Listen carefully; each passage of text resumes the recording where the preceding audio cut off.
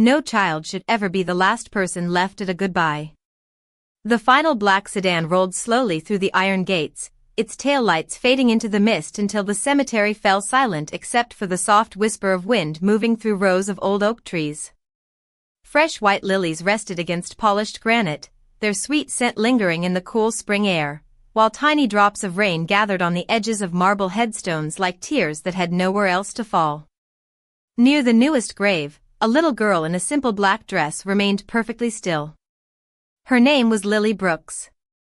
She was only 7 years old, her blonde hair tucked behind her ears, her small hands wrapped around a bouquet of white daisies that looked almost too large for her trembling fingers. Every mourner had already gone home. The pastor had quietly packed away his Bible. The funeral attendants had folded the chairs. Even distant footsteps had disappeared into the gray afternoon. Yet Lily hadn't moved an inch. She kept staring at the name carved into the stone as though waiting for someone to answer a question that could never be spoken aloud. Beside her rested a worn blue backpack with a broken zipper, the only thing she had brought with her besides the flowers. She didn't cry anymore.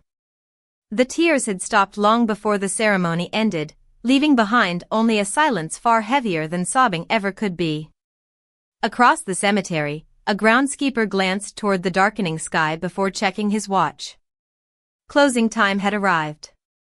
He started walking toward the child, already rehearsing the gentle words he would use to explain that everyone had to leave. At that exact moment, the distant growl of an engine shattered the quiet. A black Rolls-Royce swept through the front gate far faster than any visitor normally dared to drive. Gravel scattered beneath its tires before the vehicle stopped abruptly beside the narrow stone path. The driver's door flew open. A tall man in a charcoal suit stepped out without waiting for anyone else. His tie hung loose, his breathing uneven, his polished shoes already splashing through shallow puddles as he ran between the headstones with a desperation that seemed completely out of place in a cemetery built for stillness. His name was Ethan Carter, one of Boston's youngest self-made millionaires, a man whose face appeared on magazine covers far more often than family photographs. But none of that mattered now. His eyes searched frantically until they found the tiny figure sitting alone beside the fresh grave. Relief and heartbreak collided across his face in the same instant. He slowed only when he reached her, kneeling carefully so they were nearly eye level. Lily finally lifted her blue eyes toward the stranger. For several quiet seconds neither of them spoke. The breeze carried another handful of petals across the grass before Ethan finally whispered, his voice breaking with a warmth he hadn't heard in himself for years, "Wait, please don't say goodbye alone." Ethan did not reach for the flowers or the backpack. Instead, he quietly lowered himself onto the damp grass beside Lily, letting the silence remain exactly where it belonged. For a long moment, neither of them spoke. The breeze drifted gently through the cemetery, carrying the scent of fresh earth and spring blossoms while distant church bells echoed across the hills. Finally, Lily looked back at the headstone and asked in a voice barely louder than the wind, "Do people always leave this fast?" Ethan swallowed before answering. "Sometimes they think leaving makes the pain easier." She nodded slowly without taking her eyes from the polished stone. "It does not." Those two simple words settled deep inside him because he knew they were true. 8 years earlier, another cemetery had looked almost the same. Another rainy afternoon. Another polished granite marker. His wife, Emma Carter, had been only 37 when cancer quietly stole the future they had planned together. Friends had filled every seat during the service. Business partners had offered speeches about strength. Reporters had respected his privacy for exactly 1 day. Then everyone had returned to their lives, while Ethan had returned to an empty penthouse overlooking Boston Harbor, where every room echoed louder than the last. He buried himself inside meetings, investments, and impossible schedules because numbers were easier than grief. His company expanded into 3 more states. His photograph appeared on magazine covers celebrating innovation and success. People admired the empire he built, never noticing that each new achievement only gave him another reason to avoid going home before midnight. The only promise he had failed to keep was the one he whispered to Emma beside her hospital bed. She had squeezed his hand and smiled through unimaginable exhaustion. Do not spend the rest of your life running away from love just because you are afraid of losing it again. He had promised her he would not. Yet for 8 years he avoided hospitals, funerals, and every place that reminded him of goodbye. This morning had been different. Before sunrise, Ethan had found a small envelope tucked inside an old journal that once belonged to Emma. Inside was a single note written in her familiar handwriting. It read, "When you are finally ready, visit someone who feels even more alone than you do." He had slipped the note into his wallet without understanding why. A board meeting delayed his departure, traffic slowed the drive across town, and by the time he reached the cemetery, every vehicle except one had already disappeared. Then he saw Lily sitting beside the fresh grave, surrounded by silence that looked painfully familiar. She was not simply alone. She was carrying the kind of loneliness no child should ever have to understand. Ethan carefully reached into the inside pocket of his suit jacket and removed a neatly folded handkerchief embroidered with Emma's initials. He held it out gently. Lily accepted it with both hands as though it were something precious instead of ordinary cloth. She looked at the stitched letters for a moment before quietly asking, "Was she your mom?" Ethan smiled sadly and shook his head. "No," he answered softly. "She was my home." Lily lowered her eyes to the embroidered initials, carefully tracing each stitched letter with the tip of one finger as though she did not want to damage something that had once belonged to someone deeply loved. "She must have been nice," she whispered.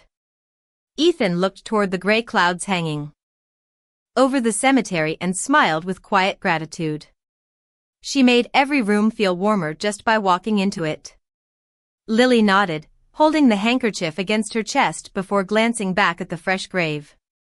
"My mom did that too." The words lingered between them, simple and honest, carrying more weight than either of them expected. A cool breeze swept across the hillside, rustling the ribbons tied around nearby flower arrangements.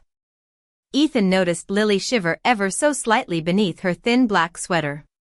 He stood slowly and opened the umbrella he had been carrying, holding it above both of them as the first gentle drops of rain began to fall. "Would you like to sit somewhere dry for a little while?" he asked softly. Lily did not answer right away. Instead, she looked toward the cemetery entrance as though expecting another car to appear. Minutes passed. Nothing came. Finally she spoke. "I kept thinking maybe somebody forgot me." Ethan felt something tighten inside his chest. "Did someone tell you they were coming back?" She shook her head. "No. I just hoped." Hope, he realized, was sometimes the heaviest thing a child could carry. He glanced toward the small blue backpack resting beside her shoes. "Is everything you have in there?" Lily nodded again. "Mom packed it before she got sick. She said I should always keep it close." Ethan gently picked up the worn backpack and noticed how unexpectedly light it was. He handed it back without opening it. Some things deserved to remain untouched until their owner was ready. The groundskeeper approached slowly, removing his cap with quiet respect. "I am sorry," the older man said gently. "We have to close the gates because of the weather." Before Ethan could speak, Lily stood and carefully brushed a few blades of grass from her dress. She placed the white daisies against the headstone, took one small step closer, and whispered, "I love you, Mom. I will be okay." Her voice trembled only on the final word. Ethan silently bowed his head, giving her that private farewell. As they began walking toward the entrance together, Lily suddenly stopped. "Wait." She hurried back to the grave and knelt once more. From the pocket of her sweater she removed a tiny polished stone painted with a bright yellow sun. She set it beside the flowers and smiled through watery eyes. "So you will not feel lonely when it rains." Ethan turned away for a brief moment, pretending to watch the distant trees because he could no longer trust his own expression. Emma had once collected painted stones during weekend walks, always leaving them where strangers might find a little unexpected joy. Watching Lily place that tiny sun beside her mother's grave felt less like coincidence and more like a quiet answer to a prayer he had carried for years. As they reached the cemetery gate, Ethan opened the passenger door of the Rolls-Royce and crouched beside her once again. "There is a little coffee shop about 5 minutes from here," he said with a gentle smile. "They make the best hot chocolate in Boston. Would you let me buy you one before we figure out what comes next?" Lily looked from the warm car to the rain falling behind them, then slowly slipped her small hand into his. "Okay," she whispered, and for the very first time that day, neither of them walked forward completely alone. The windshield wipers moved in a slow, steady rhythm as the Rolls-Royce glided through rain-washed streets toward a quiet neighborhood cafe tucked beside an old brick bookstore. Neither Ethan nor Lily felt any need to fill the silence. Somehow it no longer seemed uncomfortable. It felt gentle, like the quiet that settles over a lake after the wind has finally stopped. When the driver opened the door beneath the cafe awning, the warm scent of cinnamon, fresh coffee, and baked bread drifted into the cool afternoon air. Lily paused at the entrance, looking uncertain as people chatted softly around wooden tables decorated with tiny jars of spring flowers. Ethan noticed her hesitation and smiled. "There is no hurry," he said. "We can leave whenever you want." She looked up at him for a moment before giving the smallest nod. They chose a booth beside a rain-covered window where drops slowly traced silver lines down the glass. A waitress approached with a welcoming smile and handed Lily a menu decorated with colorful drawings. The little girl studied every page carefully before quietly closing it. "Just hot chocolate, please." Ethan smiled. "Make that 2 hot chocolates. And could we have 2 grilled cheese sandwiches?" Lily immediately shook her head. "Just 1." Ethan looked puzzled. "You are not hungry?" She lowered her eyes. "I am. But sandwiches cost money." His heart sank at the simple honesty in her voice. "Today," he answered gently, "you do not have to worry about that." When the meals arrived, Lily wrapped both hands around the warm mug before taking a careful sip. A tiny white mustache formed above her lip, and for the first time Ethan heard something he had not expected to hear that day. She laughed. It was soft, brief, and almost surprised to exist, but it filled the little cafe with more warmth than the fireplace glowing across the room.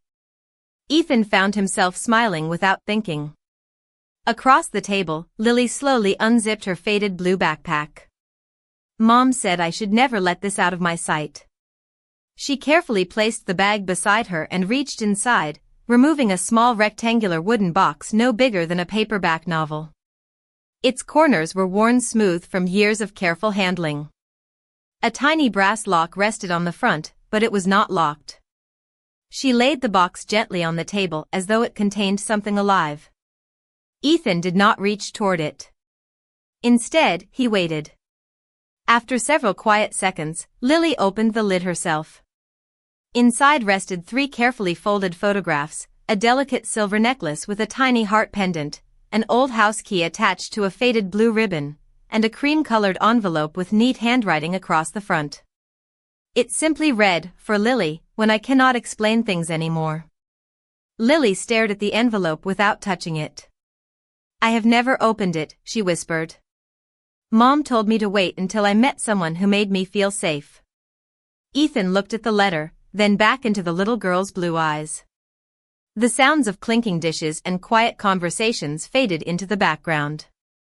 Outside, the rain continued falling across the city, but inside that tiny booth, time itself seemed to pause as 2 strangers realized that neither of their lives would ever be the same again. The little envelope rested quietly between them while steam curled gently from their untouched mugs. Lily kept both hands folded in her lap, her eyes fixed on the familiar handwriting as though opening the letter might make everything that had happened feel real forever. Ethan never reached for it. He simply waited with the same patience Emma had once shown him whenever life demanded courage instead of answers. After a long silence, Lily took a slow breath and carefully lifted the flap. The paper inside had been folded only once. She unfolded it with trembling fingers and began reading softly, her small voice almost blending with the rain tapping against the cafe window. My sweetest Lily, if you are reading this, then it means I could not stay beside you as long as I wished. Please do not be angry with life. Love was always bigger than the time we were given. I packed this little box because memories can become a home when everything else changes. Lily paused to wipe a tear before continuing. Inside you will find pictures of our happiest days, the necklace your grandmother gave me, and the old blue key.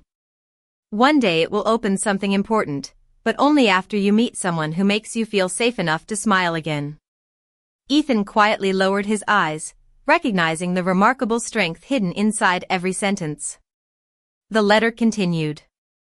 You may wonder how you will know that person. They will not try to replace me. They will not ask you to stop missing me. They will simply stay beside you when everyone else walks away.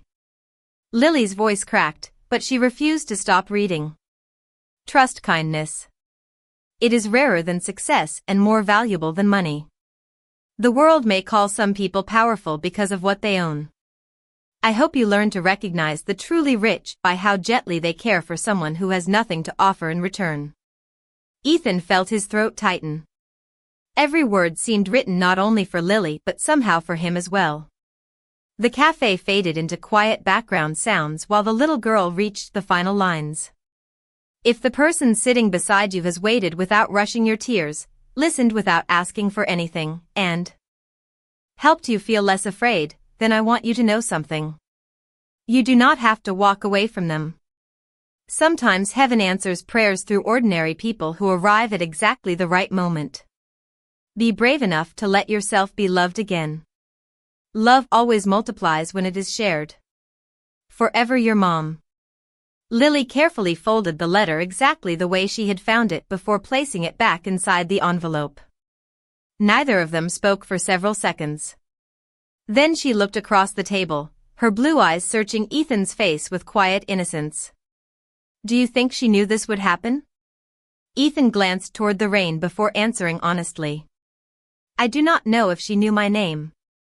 He smiled softly. But I think she believed someone would come. Someone who understood what it feels like to lose home.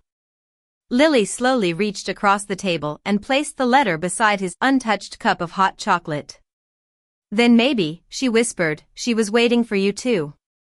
At that moment, Ethan noticed the old blue key resting inside the wooden box, its faded ribbon still neatly tied around the metal, and for reasons he could not yet explain, he felt certain that one small key was about to unlock far more than an old door.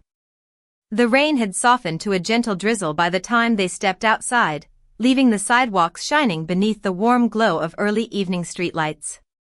Ethan carried the small wooden box with both hands until they reached the car, then carefully placed it on the back seat beside Lily's blue backpack as though both deserved the same respect.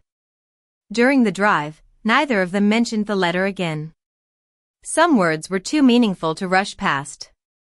Instead, Lily quietly watched the city through the window, counting umbrellas, yellow taxis, and the lights appearing one by one inside apartment windows.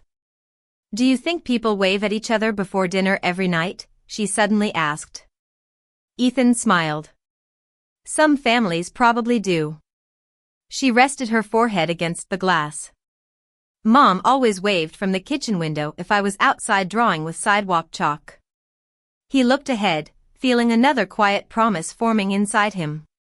That sounds like a tradition worth keeping. A few minutes later they arrived at Ethan's downtown office building, not because he had work left to finish, but because he needed to make one important call before any social service office closed for the day. The marble lobby echoed with soft footsteps, yet the atmosphere changed completely the moment Lily walked inside. The security guard greeted Ethan with his usual professional nod before noticing the little girl standing beside him. Good evening, miss, he said kindly. Lily smiled politely and whispered hello. Ethan realized something unexpected. His office had always been admired for its architecture, expensive artwork, and sweeping view of Boston Harbor. Yet none of those things had ever made it feel alive. Somehow the presence of one quiet child transformed polished stone and glass into something warmer. Upstairs, Ethan asked his assistant, Claire, to cancel every remaining meeting on his calendar for the rest of the week. She looked surprised because in 6 years he had never postponed a single board meeting voluntarily. Before she could ask why, Lily stepped forward holding the little painted stone she had carried from her pocket. "Your office has lots of pretty windows," she said. "But it needs something happy." She gently placed the tiny yellow sun on Ethan's desk beside a framed photograph of Emma. Ethan stared at the painted stone for several seconds before laughing softly. "I think you are absolutely right." Claire watched the exchange with moist eyes before quietly leaving them alone. Ethan picked up his phone and called the emergency family services office. His voice remained calm and respectful as he explained that he had met a 7-year-old girl who had recently lost her mother and wanted to make certain every legal step was handled properly. There were questions to answer, paperwork to begin, and temporary arrangements to discuss, but none of it felt overwhelming anymore. For the first time in years, solving a problem was about caring for a person instead of protecting a business. After the call ended, Lily wandered toward the floor-to-ceiling windows overlooking the harbor. The rain clouds had finally begun to separate, allowing one narrow ribbon of golden sunset to stretch across the water. "Mom used to say sunsets mean tomorrow is already on its way," she whispered. Ethan walked beside her, looking out at the glowing horizon. "She sounds like someone who believed in hope." Lily nodded with quiet certainty. She always did. Standing there together, neither of them noticed that the old blue key still rested inside the wooden box on Ethan's desk, waiting patiently for the moment its hidden purpose would finally reveal itself. The following morning arrived with clear skies and cool spring sunshine spilling across Boston Harbor, making the city seem brighter than it had the day before. Ethan stood in his office earlier than usual, but instead of reviewing financial reports, he found himself looking at the tiny painted yellow sun resting beside Emma's photograph. For years that desk had displayed awards, contracts, and achievements. Now the smallest object in the room carried the greatest meaning. A gentle knock interrupted his thoughts. Claire stepped inside holding a folder. "Family Services returned your call," she said. "They would like to meet this afternoon." They also found a preliminary record showing that Lily does not have an appointed legal guardian. Ethan nodded with quiet determination. "Thank you. Please clear the rest of my schedule." Claire smiled knowingly. "It is already done." Across the office, Lily sat at a small table with colored pencils someone from the administrative staff had found for her. She was drawing the view outside the windows, carefully adding tiny sailboats across the blue water. Every few minutes she glanced toward Ethan, almost as if she wanted to make certain he had not quietly disappeared. Each time their eyes met, he smiled, and each time she smiled back a little faster than before. Just before noon, Ethan remembered the old blue key. He carefully lifted it from the wooden box, turning it over in his hand. Attached to the faded ribbon was a tiny brass tag so worn that he had not noticed the engraved numbers before. Locker 214. South Station. He exchanged a curious glance with Lily. "Have you ever seen this key before?" She leaned closer and shook her head. "Mom only said it would matter someday." Ethan slipped the key carefully into his jacket pocket. "Then perhaps today is someday." Less than 20 minutes later they arrived at South Station, where travelers hurried beneath the high ceilings with rolling suitcases and paper coffee cups. Lily stayed close beside Ethan, her small hand resting comfortably inside his. Following the numbered lockers along one quiet hallway, they finally stopped in front of locker 214. The old blue key slid smoothly into the lock. With a soft click, the metal door opened. Inside there was no money, no expensive jewelry, and no hidden fortune. Instead, a neatly packed canvas bag rested on the shelf. Ethan gently removed it and carried it to a nearby bench. Together they unzipped it. On top lay a thick photo album filled with smiling pictures of Lily and her mother at parks, libraries, county fairs, and beaches. Beneath it rested a leather journal tied with a blue ribbon and a small portable video player with a handwritten note attached. The note simply read, "For the day hope returns." Lily looked up at Ethan, her eyes filled with equal parts wonder and uncertainty. "Can we watch it together?" she asked softly. Ethan answered without hesitation. "Only if that is what you want."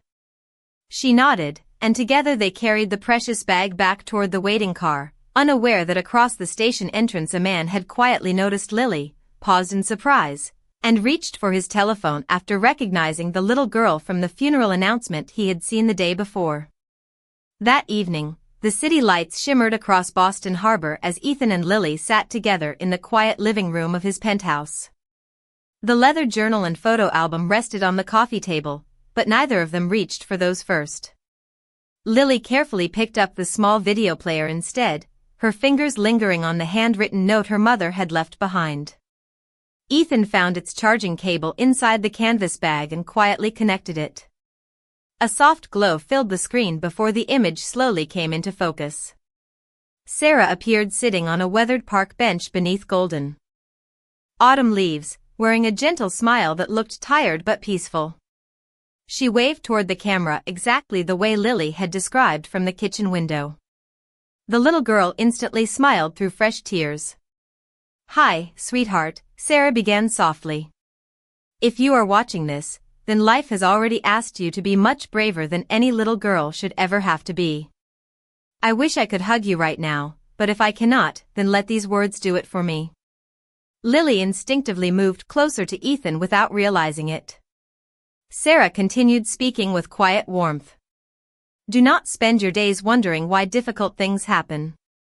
Spend them looking for people who choose kindness anyway. Those people will help you find your way home, even when home no longer looks the way it used to."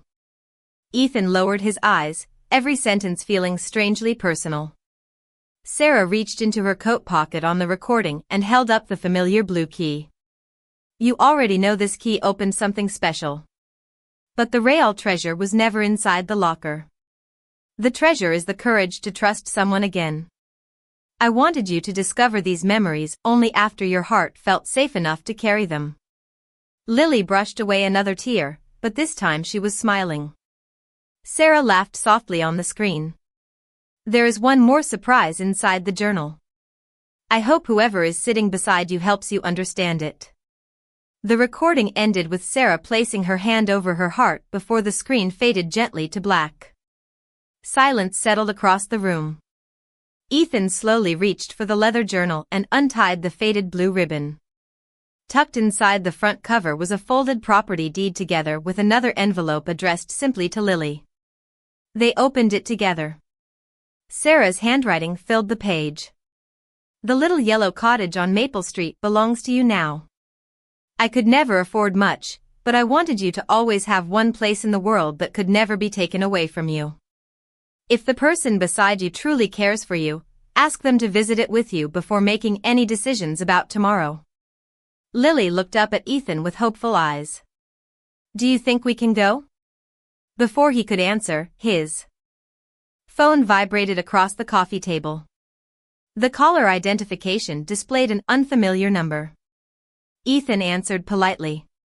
A calm voice introduced herself as a family services caseworker.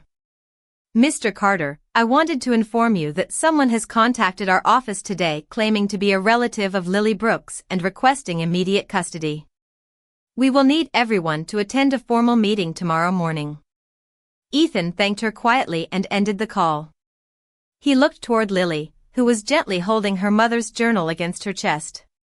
He forced a reassuring smile, but deep inside he understood that the peaceful beginning they had found together was about to face its first real test. The following morning sunlight poured through the tall windows of the Family Services office, replacing the uncertainty of the previous night with a quiet sense of hope. Ethan and Lily sat side by side, the little wooden box, the leather journal, and Sarah's letters resting neatly inside Lily's blue backpack. Across the table sat the caseworker, a kind woman named Rebecca Mills, who carefully reviewed every document before looking up with a gentle smile. Another man had indeed contacted the office claiming to be Lily's distant uncle, but after reviewing his records and speaking with him, it became clear that he was neither prepared nor willing to provide the stable home Lily deserved. He quietly withdrew his request before the meeting even began. Rebecca closed the file and folded her hands. "Sometimes," she said softly, "the right family is the one that chooses to stay." She turned toward Lily. "There is only one question I want to ask you. Where do you feel safest?" Lily looked down for a moment, thinking carefully just as her mother had always taught her to do before answering important questions. Then she slowly reached into her backpack and removed the embroidered handkerchief Ethan had given her at the cemetery. Holding it together with her mother's letter, she smiled through gentle tears. "Home used to be wherever my mom was." She looked up at Ethan. "Now home feels like wherever kindness waits for me." Ethan's eyes filled with emotion, but he remained quietly composed as Rebecca nodded with understanding. Over the following weeks, every legal step was completed with patience, transparency, and care. Ethan worked closely with family services, honoring every recommendation because he wanted Lily to know that love was never about shortcuts. During that time they visited the little yellow cottage on Maple Street exactly as Sarah had wished. It was small, with white shutters, an old porch swing, and a maple tree that stretched across the front yard.